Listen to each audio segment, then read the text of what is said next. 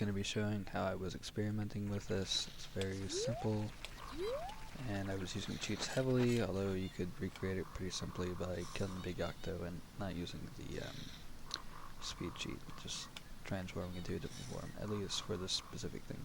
Anyways, literally what I do is from walking into the water, avoiding, although that itself isn't even required.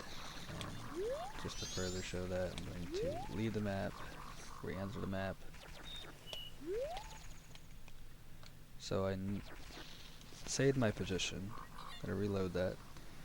So that's just to show that the only thing that's important here is how much Link is submerged into the water. I'm also going to point out that I don't have Deku Mask in my inventory, nor do I have Ocarina in my inventory. Not having Deku Mask allows you to respawn as the same form as you die in if you do a Death Warp. If you die as Deku, you're going to be Deku when you respawn. If you don't have Ocarina, you're going to get the South Clock Town cutscene whenever you reach midnight on night 3. So that's that. Gonna increment the timer and get a cutscene.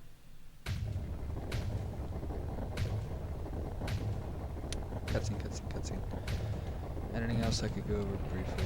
I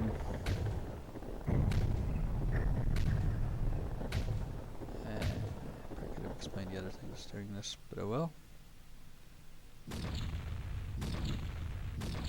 I don't think that it's much to do with the South Clock Town cutscene. I think it's just a means of setting your spawn location to this point. That's going to do two things, being right here, or one thing I guess in particular. Next we get a grotto and die. I could have set my HP to next to nothing.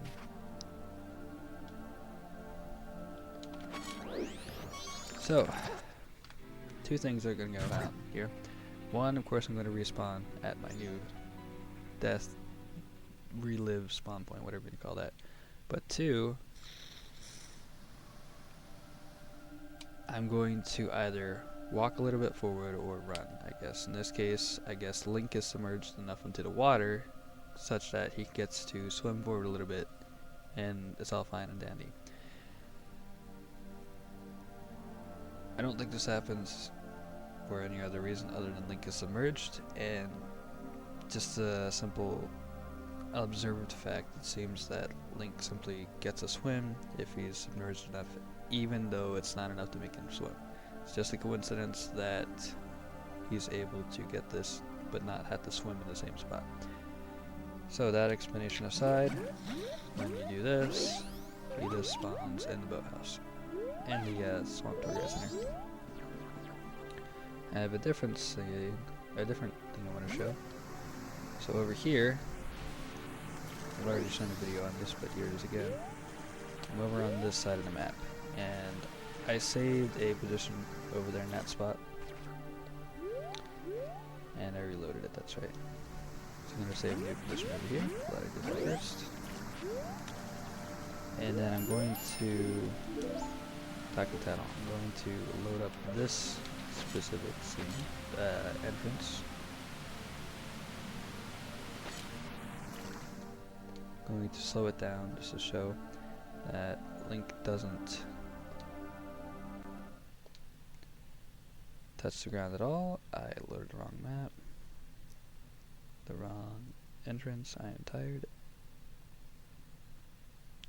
Kinda Canyon, much better.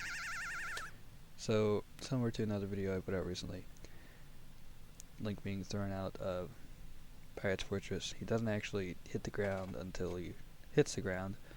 In other instances of being thrown out, like from Deku Palace, I've noticed that he actually does touch the ground first, and you can use the Y value to check that out. He actually starts along the ground, he gets warped up to where he gets actually from that thrown out position. That all happens while the screen is black or white or whatever the case is. Then it looks like there's the illusion of him falling down from wherever they throw him from.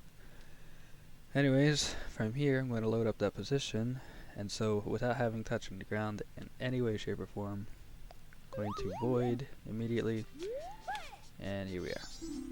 So, doesn't have anything to do with clock 10 cutscene. Seemingly doesn't have anything to do with dying in a grotto. Those are just coincidental methods that we use to get it to work, probably on vanilla. I haven't tested it on vanilla. I don't know if I have intentions to. It seems rather, cut and dry to me. Anyways, there we go. That's all there is to it, I think. HFHF.